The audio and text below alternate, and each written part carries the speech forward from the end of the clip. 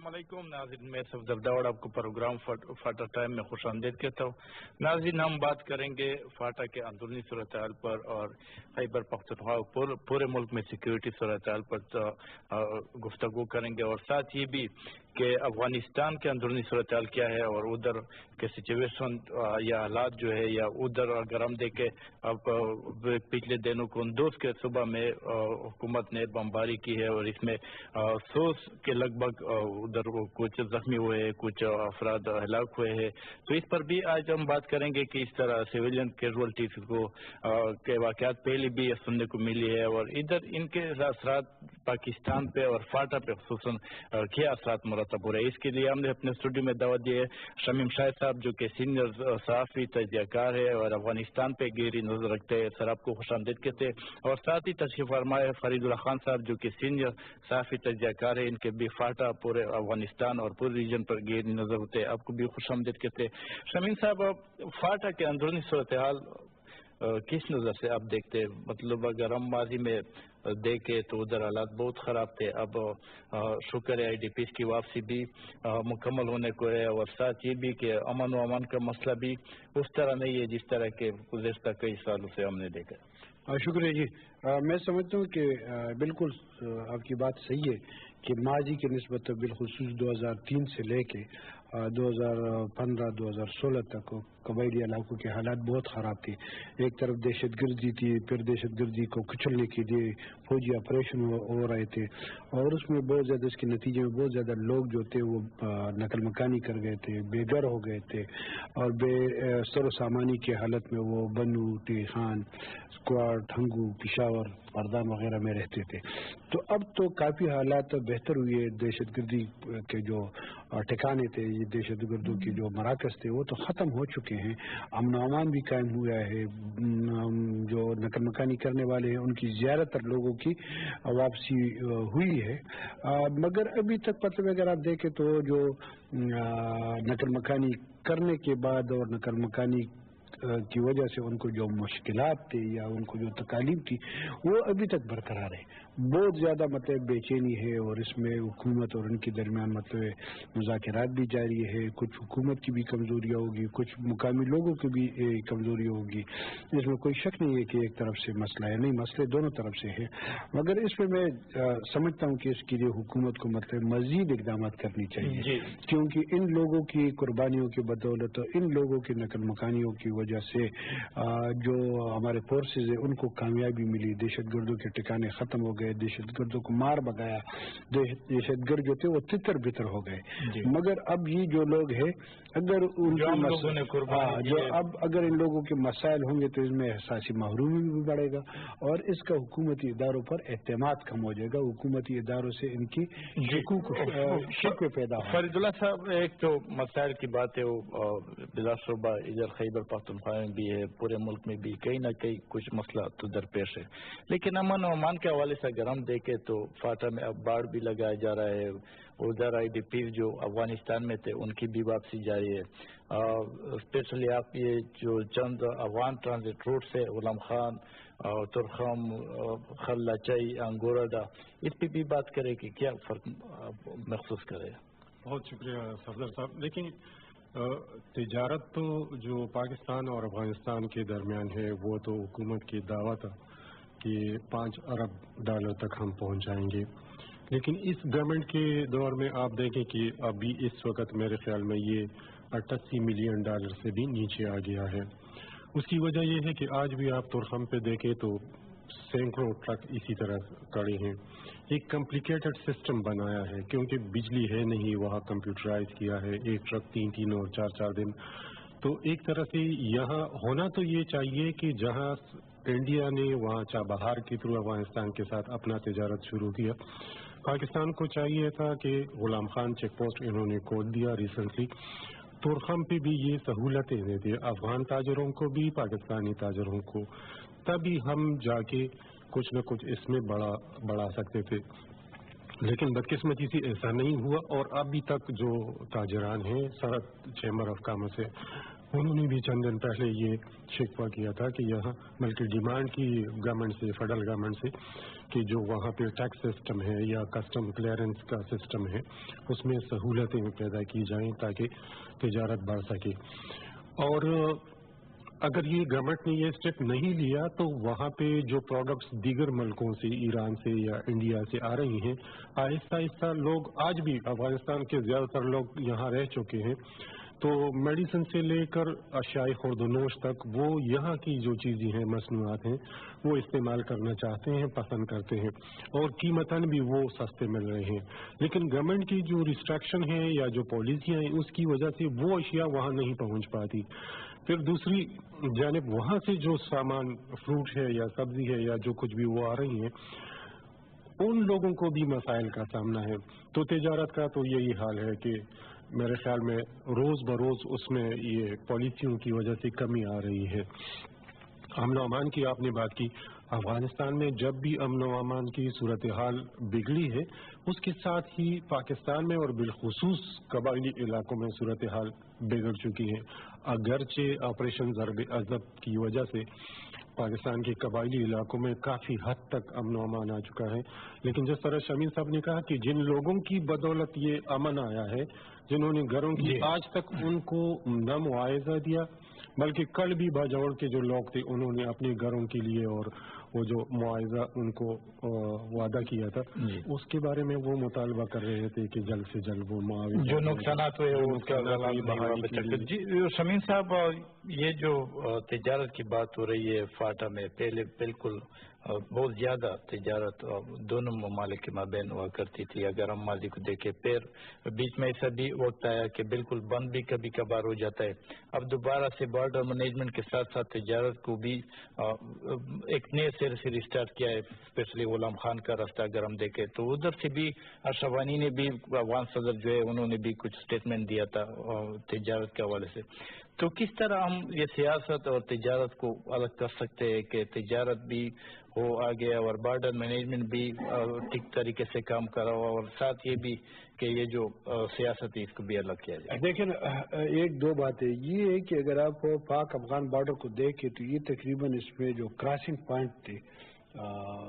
2014 سے پہلے، وہ تقریباً 18 ایسے پوائنٹ تھے جو ریگولر بھی تھے، مگر یہ اس میں مطلب زیادہ تر پر پاکستان کی طرف سے یا افغانستان کی طرف سے اس پر سیکورٹی فورسز نہیں تھے، کوئی چیک نہیں تھے. جب کہ حکومت نے یہ کوشش شروع کی تو ابھی تک میرے خیال میں 5 یا 6 کو باقاعدہ، جس میں تورخم ہے، چمن کے غلام خان ہے، خرلاچی ہے اور ایک اور ہے، یہ تقریباً یہ کام جاری ہے. یہ مطلب ابھی تک 5 ہوئی ہے، اور 5 کے ساتھ ساتھ اس پر فینسنگ کی بھی ہو رہی ہے. مسئلہ میں مطلب بذات خود میں سمجھتا ہوں کہ مسئلہ ہر دو ممالک، مطلب پاکستان اور افغانستان جو ہے نا، 2 علیحدہ ممالک ہے. اسی طرح اگر آپ دیکھیں ہندوستان بھی ہے، پاکستان کا ہمسایہ ایران بھی ہے، اور یہ تمام مطلب ایسے کہ یہاں پر مسئلہ پاکستان اور افغانستان کا مختلف اس لحاظ سے کہ دونوں ممالک کو اگر ایک دوسرے کو اعتماد میں لے، ایک دوسرے کے ساتھ بات چیت کر دے، اور پھر بارڈر ریسٹرکشن ہو اور کراسنگ پوائنٹ اور یہ ہو جائے، تو میرے خیال میں اس پر کسی کو اعتراض نہیں ہونا چاہیے. مسئلہ یہ ہے کہ یہاں پر ایسا نہیں ہے.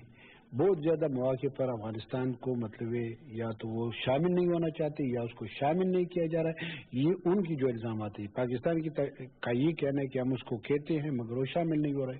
تو یہاں پر مسئلہ اعتماد کا ہے، اعتماد کا بہت شدید فقدان ہے دونوں ممالک کے درمیان. اور یہ پولیٹیکل مسئلہ ہے، یہ ملٹری مسئلہ نہیں ہے. یہ پولیٹیکل طریقے سے بیٹھ جائیں گے، ڈیلیگیشن کا ایکسچینج ہونا چاہیے، پھر مطلب ایک دوسرے کو کنونس کر دیں گے، اور پھر اس کے لیے لائے عمل طے کرنا اور ایک انتظام. تو اگر یہ ایسا ہو جائے تو یہ جو ٹریڈ کا والیوم ہے، جو کسی وقت میں 2005 اور 2006 میں میرے اعداد و شمار کے مطابق اور میری معلومات کے مطابق یہ $5 بلین تھا، تو یہ بحال ہو سکتا ہے. ایک بات. دوسری بات یہ ہے کہ افغانستان ہے ایک لینڈ لاک کنٹری. پرانے زمانوں میں اس وقت تو کمیونیکیشن کی سہولیات بہت کم تھی. اب تو پیک کے شکل میں اور بھی افغانستان کا تمام تر دار و مدار جو تھا وہ پاکستان پر تھا. تو اس وقت تو پاکستان کے ساتھ ان کا ٹرانزٹ معاہدہ بھی تھا، اب وہ جب تعلقات خراب ہوئے تو ٹرانزٹ معاہدے سے مطلب جو 70% ٹریڈ تھا جو ٹرانزٹ ٹریڈ پر وہ اب ڈائیورٹ ہو چکا ہے. 30 سے 40% پاکستان کی طرف سے آ رہا ہے, پاکستان کے راستے آ رہا ہے, جبکہ 60 سے 70% یہ جو سینٹرل ایشیا ہے, یہ جو ایران ہے, وہاں پر جا رہے ہیں. وہ تجارت کرتے ہیں, ان کو مہنگا پڑتا ہے, اس میں کوئی شک نہیں ہے, مگر یہ کہ اس کا نیگیٹو امپیکٹ جو ہے وہ پاکستان پر بھی ہو رہا ہے. جی جی جی فرید صاحب, اس کے ساتھ ساتھ کہ تجارت ہے, سیاست ہے اور سیکیورٹی کا مسئلہ ہے, اس کے ساتھ ساتھ اگر ہم دیکھیں پاکستان افغانستان کے مابین اکثر سننے کو ملتا ہے یہ افغان مہاجرین کا مسئلہ بھی قابل ذکر ہے, کیونکہ پچھلے دنوں بھی حسن اقبال صاحب نے یہ بات کہی کہ عالمی کمیونٹی یا عالمی برادری کی طرف سے پریشر بڑھایا جا رہا ہے پاکستان پر, لیکن ہم ان کو مزید ادھر نہیں رکھ سکتے. اور ساتھ یہ بھی کہ اشرف غنی جو افغان صدر ہے انہوں نے بھی یہ کہا ہے کہ 2 سالوں میں ہم ان کو واپس لا رہے ہیں, تو اس پہ کیا کہیں گے آپ؟ دیکھیے, افغان مہاجرین ان کی ایک نسل یہاں جوان ہوئی ہے اور 1980 سے لے کر آج تک ان کا فریکوینٹ افغانستان آنا جانا یہ لگا رہتا ہے. جو افغان صدر ہے انہوں نے واقعی بہت سارے لوگ ایسے ہیں افغان کی وہ جانا بھی نہیں چاہتے ان حالات میں, کیونکہ افغانستان کی سیکیورٹی کی سچویشن سب کے سامنے ہے. سیکنڈلی ایک تو امن و امان کا مسئلہ ہے اور وہاں روزگار ہی نہیں ہے. افغان بیسیکلی زیادہ تر لوگ جو ہیں وہ کاروباری ہیں, تجارت کرتے ہیں اور تجارت کے لیے امن و امان کا ہونا ضروری ہے. پاکستان میں وہ ایک انٹرنیشنل معاہدے کے تحت یہاں ٹھہرے ہیں اور اس میں ریسنٹلی 6 مہینے تک غالباً جون تک ہے یا اسی طرح مزید توسیع دی ہے. وہ اسی وجہ سے کہ وہاں انٹرنیشنل جو دباؤ یہ کہہ رہے ہیں, انٹرنیشنل دباؤ یہی ہے کہ افغانستان میں حالات یہی ہے کہ کل آپ نے ابھی خود قندوز کا جو حملہ ہوا ہے, تو ایسے حالات میں ایک حملہ ہو جائے تو ان لوگوں کا جو ارادہ کرتے ہیں کہ ہم واپس جا رہے ہیں وہ بھی اپنا ارادہ ملتوی. انہوں نے اب دیکھیں جو یہ رجسٹریشن کی جا رہی ہے پھر سے جو ان رجسٹرڈ افغان مجھے کس تیزی سے وہ اپنے آپ کو رجسٹرڈ کر رہے ہیں, اس کا مطلب یہ ہے کہ وہ جانے کے لیے تیار ہے. لیکن انٹرنیشنل جو قوتیں جو احسن اقبال صاحب کہہ رہے ہیں کہ پریشر ہے, یہ لوگ ان پر یہ پریشر نہ ڈال سکے کہ افغانستان میں کوئی اس طرح پرامن جو علاقہ ہے وہاں ان کی رہائش کے لیے کوئی بندوبست, کیونکہ یہاں سے جانے والے جو ہیں ان کو وہاں بہت سارے مسائل کا سامنا ہے. تو پاکستان کو خود مسائل کا سامنا ہے, لیکن ان لوگوں کا کیا کیا جائے جو وہاں جا کے پھر بے سر و سامانی میں رہتے ہیں. جی شمیم صاحب, افغان حکومت اس میں کامیاب ہو جائے گی کہ ان کو اسی 2 سال میں جو اشرف غنی صاحب نے کہا ہے کہ اس میں ان تمام کو واپس کیا جائے یا ادھر ان کو روزگار ملے یا اس طرح کے کیمپ بنائے جس طرح وہ ایک کیمپ کی بات ہو رہی ہے کہ ادھر تو خود بھی IDPs بھی ہے. میں سمجھتا ہوں کہ جہاں تک افغانستان کی اندرونی صورتحال ہے نا, تو ٹھیک ہے حکومت کی ریٹ اس حد تک ہے کہ مطلب جو پروونسز ہے 34 پروونسز ہے وہاں پر مطلب پروونشل ہیڈ کوارٹر تک ہو یا جو اہم شاہراہ ہے وہاں تک ہے, مگر زیادہ تر جو رورل ایریا ہے وہاں پر حکومت کی ریٹ نہیں ہے. اور یہ جو لوگ یہاں پر رہ رہے تھے اس میں سے اکثریت ان لوگوں کی ہے جو شہری علاقوں کے لوگ تھے, جو کابل کے تھے یا مزار شریف کے تھے یا کندہار کے یا جلال آباد کے تھے, تو 9/11 کی فوراً بات کہے تھے زیادہ تر لوگوں, اور انہوں نے وہاں پر جب وہ گئے تو انہوں نے اپنی آپ کو وہاں پر ایڈجسٹ کر دیا ہے. اب یہ لوگ جو دیہاتی علاقوں کے تھے وہ یہاں پر مائیگریٹ ہوئے تھے 1979 کے بعد, اب یہ لوگ جب وہاں جائیں گے تو ان کے لیے زندگی گزارنا یا اپنے آپ کو ایڈجسٹ کرنا بہت مشکل ہوگا, کیونکہ دیہاتی علاقوں میں یہ جا نہیں سکتے اور شہری علاقوں میں روزگار کی ذرائع اور یا رہائش کی سہولیات جو ہے بہت کم ہے اور بہت ایکسپینسو ہے. کابل شہر جو ہے نا وہ اس وقت دنیا کا مہنگے ترین شہروں میں شامل ہو گیا ہے. میرے خیال میں ان لوگوں کے لیے ان حالات میں جانے کی وہاں پر اگر آپ دیکھ رہے تمام دنیا پاکستان بھی اس پر متفق ہے کہ وہاں پر داعش جو ہے نا وہ ان کی جڑیں دن بدن مضبوط ہوتی جا رہی ہے. داعش اور طالبان کے درمیان جھگڑا ہے, داعش اور افغان حکومت کے درمیان جھگڑا ہے, طالبان اور افغان حکومت کے درمیان جھگڑا ہے. اسی طرح جو مقامی لوگ ہیں وہ درمیان میں سینڈوچ ہو رہے ہیں. جو دیہاتی علاقوں کے لوگ ہیں ہم جب آتے جاتے ہیں تو وہاں دیہاتی لوگوں سے مل رہے ہیں اور وہ جو اپنی مشکلات بتا رہے ہیں، تو ان حالات میں ان لوگوں کے لیے وہاں جانا، وہاں پر دیہی علاقوں میں ان کو بسنا، یہ میرا خیال میں ناممکن ہی ہے۔ جی فارغ صاحب، کابل امن کانفرنس میں اشرف غنی صاحب نے طالبان کو بھی دعوت دی تھی، طالبان کی طرف سے بھی کچھ اسٹیٹمنٹ آئے، امریکہ کی طرف سے۔ اب یہ جو قندوز کا واقعہ پیش آیا تو یہ اس طرح تو نہیں ہے جس طرح کہ ادھر پاکستان اور طالبان کے مابین کوئی مذاکرات کا سلسلہ شروع ہو جاتا تو بیچ میں سے ڈھونڈا کیا کہ ملا مسعود کو مار دیتے یا دوسرے کمانڈر جو ہے ان کو مار دیتے، ان طرح حکومت اور طالبان کے درمیان فاصلے بڑھ جاتے۔ یہ قندوز کا جو واقعہ ہوا ہے اس میں بھی اس طرح آپ کو کچھ نظر آ رہا ہے کہ افغان حکومت افغان طالبان قریب آ رہے تھے یا مفاہمت عمل کی طرف آ رہے تھے تو بیچ میں سے اس طرح کے یہ واقعات آ جاتے ہیں کہ یہ دوبارہ سے دور ہو جاتے ہیں؟ بالکل، ماضی میں بھی اس طرح ہوا ہے۔ جو قطر میں ان کے مذاکرات کا سلسلہ چل پڑا، جو ترکی نے ایک سٹیپ لیا، جو مری میں ان کے مذاکرات، اب ان سب پہ نظر ڈالیں تو جو ہی یہ کنسنسس ڈیولپ ہوتا کہیں نہ کہیں پہ کہ حکومت اور طالبان کے درمیان، یا اس کے دوسرے یا تیسرے دن کوئی نہ کوئی ایسا واقعہ ضرور ہوا ہے جو اس مذاکرات کو، اور وہ صرف افغانستان میں نہیں، یہاں ایون پاکستان میں جو مذاکرات ماضی میں مذاکرات طالبان کے ساتھ مذاکرات کی بات ہوتی تو اس کے بعد بھی اسی طرح کا کوئی واقعہ رونما ہوتا اور دونوں فریقین جو تھے وہ پھر سے 6-7 مہینے کے لیے اب ایک دوسرے سے دور ہو جاتے۔ افغانستان میں بھی یہی صورتحال ہے، جہاں کہیں بھی طالبان ایگری ہو جاتے ہیں، جہاں کہیں بھی دونوں، اب یہ جو کانفرنس کے نتیجے میں یہ امید کی ایک کرن تھی کہ چلے دونوں طالبان اور افغان حکومت یہ آپس میں کچھ ان کے جو اختلافات ہیں کچھ وہ ہیں سیاسی لحاظ سے یا ٹیبل پہ بیٹھ کے وہ مذاکرات کے ذریعے کچھ حل نکالیں گے۔ وہ حکومت شیئرنگ کی بھی بات ہوئی تھی کہ گورنمنٹ نے میرے خیال میں انہوں نے آفر بھی دی تھی، لیکن کوئی سے کچھ قوتیں ہیں جو افغانستان میں اس طرح امن